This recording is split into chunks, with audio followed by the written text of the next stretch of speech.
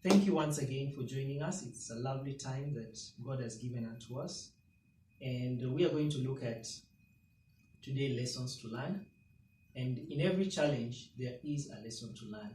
Even if you make a mistake, instead of dwelling on the mistake, you should get a lesson from it and be able to learn from it and not be able to do it again.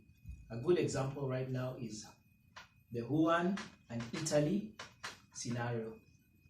What did Wuhan in China do that made them successful to contain the virus? That right now they are saying that the city is already, where the virus began, is already free from any new infections. And they are beginning to open the city up. They did a total lockdown,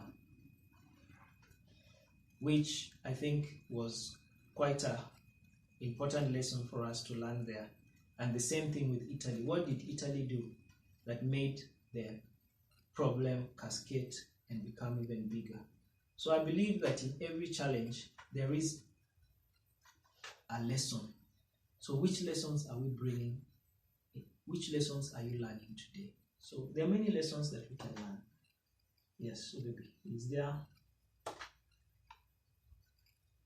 I think for me, the lessons that we gather from the challenges that we face is looking back, just having an opportunity to look back and ask ourselves, what would I have done better? Because then through the challenges, there are things that I'm beginning to learn a day at a time.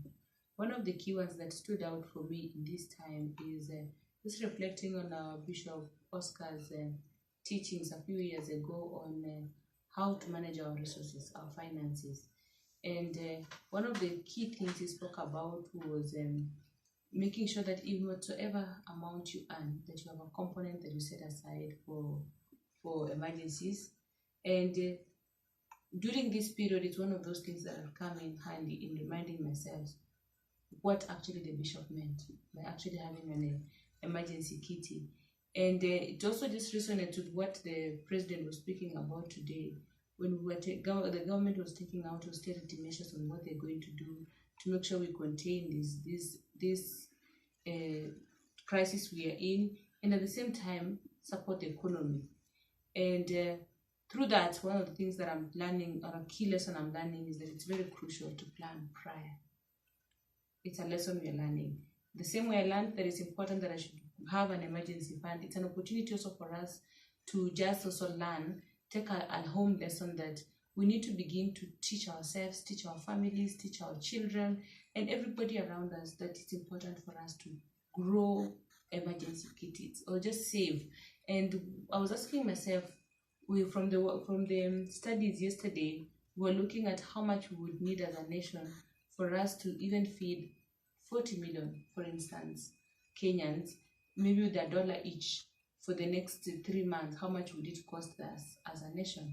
And it's not little money, it's quite a lot. But look at it, that if we all were taking home that $100 in a day, and we were saving 5 shillings out of it, within 30 days, we would actually be having some little money to save. And when you grow that fund, it will actually be more money to help us in time of calamity or in times of need, in emergencies like this. We as a nation have had locusts, we've had floodings, and now we're in this space of a health crisis. The essence of the emergency kit is actually to help us, cushion us in times of this.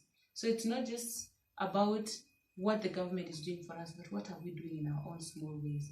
I listened to the CS Health yesterday speaking and being frustrated by us not really being responsible as citizenry, and it was very sad, because we actually need to stop asking, what is the government doing for me, but what am I doing to support my nation? And we can always just start by saying, I'm taking home $1. How much of that dollar can I save? So that we grow ourselves. It's not about how much you saved, it's just the discipline of saving the little that would then cushion us in such a time as this. We don't have to get to where we are, but there's a place to start from. We may not start there today, but I think it's a time for us to go back and ask ourselves, What was Bishop Oscar teaching us when he said you need an emergency kit? When the government is saying we don't have to keep saying Serikali idea, what should the government do to help us so that in such times as these we're able to support ourselves as families or as Kenyans? So there's so many lessons we can draw from it, but for me the critical one was just on that actually.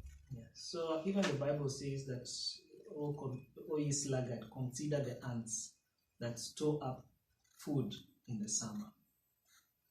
So we need to, those are vital lessons, and thank you very much for sharing that. And there are many more lessons that we can be able to learn even when we go through emergencies. True. There are so many lessons, because one thing we have to get to know, when you're already in the emergency, it's not the time for preparation. The time for preparation starts before the emergency comes, so that when the emergency comes, it finds you prepared. There's a mantra that I usually have, that I prepare, I believe for the best, I prepare for the best, but I'm ready for anything. I'm ready for anything. So I think that is a quite important things that we need to look at. And if we pay attention to certain things, some of these things, our lives will be transformed. And as I've told you, that you do not prepare. If you're going for Olympics, it's not the day that you're going for the Olympics is when you begin to prepare for it.